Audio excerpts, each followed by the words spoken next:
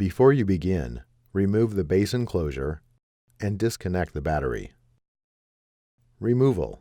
Important. Make careful note of which terminal the wireless antenna cables are connected to on the wireless module for later replacement. Carefully disconnect the wireless antenna cables from the wireless module by grasping the connector with a small pair of needle nose pliers or tweezers. Remove the 2.5 mm P1 Phillips head screw that secures the wireless module to the top cover.